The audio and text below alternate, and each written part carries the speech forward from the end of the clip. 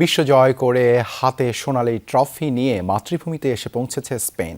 শিরোপা পুনরুদ্ধার করে বাংলাদেশ সময় সন্ধ্যা 6:45 মাদ্রিদে অবতরণ করে বিশেষ চার্টার্ড ফ্লাইটটি। বিশ্বজয়ী ফুটবলাররা দেশটির রাজার সাথে সাক্ষাৎ শেষে দেখা করবেন প্রধানমন্ত্রীর সাথেও। পরে রাজধানীর ঐতিহাসিক সিবেলেস স্কয়ার পর্যন্ত বিজয় শোভাযাত্রায় অংশ নেবে চ্যাম্পিয়নদের ছাদ খোলা বাস।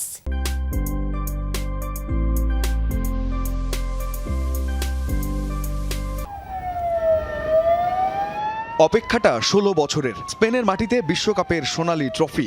2010-এ নেদারল্যান্ডসের সাথে শেষ সময়ের গোলে স্পেনিয়ার্ডদের বিশ্বকাপ জেতার স্মৃতি এবার ফিরেছিল নিউ ইয়র্কের নিউ জার্সি স্টেডিয়ামে। সেই রূপকথার গল্প লিখে দেশের মাটিতে বিশ্ব চ্যাম্পিয়নরা। বিশ্বকাপজয়ী স্পেন জাতীয় ফুটবল দলকে বহনকারী চার্টার্ড বিমানটি পৌঁছেছে মাদ্রিদ বিমানবন্দরে। ইয়ামালদের বরণ করে নিতে রাজধানী মাদ্রিদের রাস্তায় প্রায় 10 লাখ মানুষের সমাগম হতে পারে বলে জানিয়েছে দেশটির কর্তৃপক্ষ।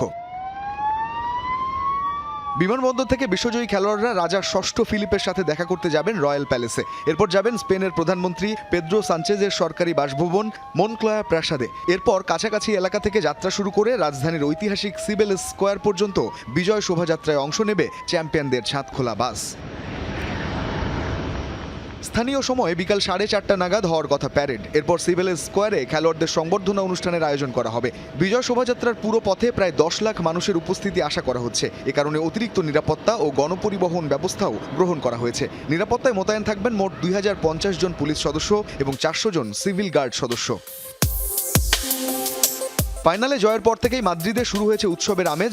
শহরের বিভিন্ন বার ও 3টি নির্ধারিত ফ্যান জোনে খেলা উপভোগ করা হাজারো সমর্থক বিজয়ের পর রাস্তায় নেমে আনন্দে উল্লাসে মাতেন। এর আগে 2010-এ প্রথমবার বিশ্বজয়ের পরও রাজধানী মাদ্রিদে লাখো সমর্থক স্পেন দলকে বিরচিত সংবর্ধনা জানিয়েছিলেন। এবারও সেই ঐতিহাসিক উদযাপনের পুনরাবৃত্তির অপেক্ষায় স্পেন।